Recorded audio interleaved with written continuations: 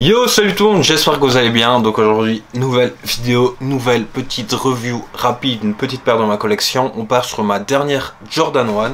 Donc, comme d'hab, je vous montre mes boîtes classiques, tac, tac, on tourne en vitesse. On peut voir qu'il y a un peu de poussière.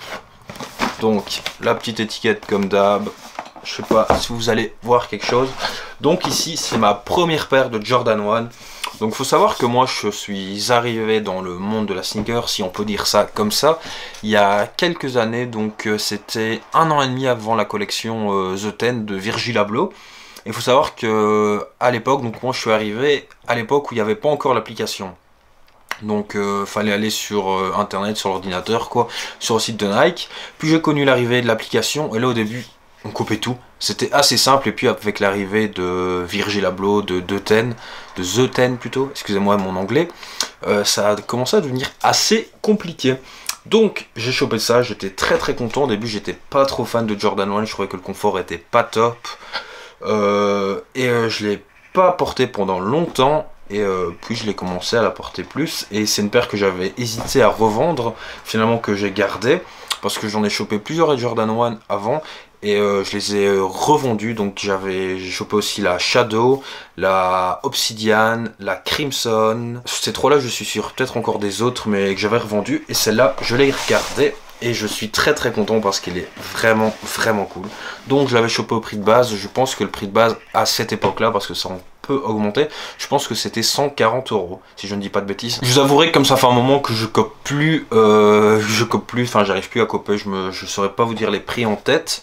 Mais donc voilà, c'était, enfin on voit quand même une augmentation de prix d'au moins 10 € sur quelques années de temps, ça fait assez mal quand même. Donc le nom de la paire c'est la Jordan 1 Game Royal, vraiment cool. J'adore ce jeu de couleurs avec ce blanc, ce noir et ce bleu, toujours en cuir. Un cuir qui est de très bonne qualité parce que cette paire je l'ai quand même portée quelques fois. On peut le voir à l'état de la paire. Ici la semelle qui est assez sale, mais le cuir ne bouge pas. Bon, comme d'hab ici sur le devant ça se plie, on voit des petites vagues de pliure, mais ça reste quand même d'assez bonne qualité.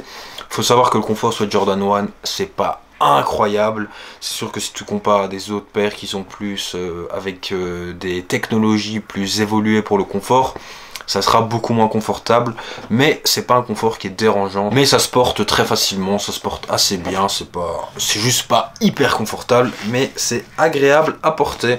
Donc comme d'hab ici le petit tag Nike Air, ici le petit Wings logo qui est incorporé dans le cuir, donc qui est vraiment mis dans le cuir, donc très agréable.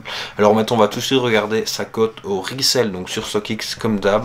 Je pense que 9 en 9 US ça vaut quand même un petit billet, je pense. On va vérifier ça tout de suite ensemble. Donc effectivement, donc la dernière vente elle est à 439 € avec une baisse de 19%.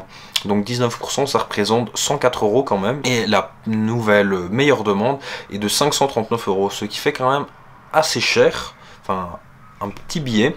Et donc si on regarde une petite moyenne, ouais, il faudra quand même débourser, je vais dire 460 € je pense pour avoir la paire en bonne petite moyenne. On peut voir qu'on n'a plus trop de ventes, mais ça reste très agréable comme petite cote. Donc on peut voir qu'on a quand même une belle petite montée. Ici si je vous montre le graphique, on peut voir que ça monte quand même assez bien.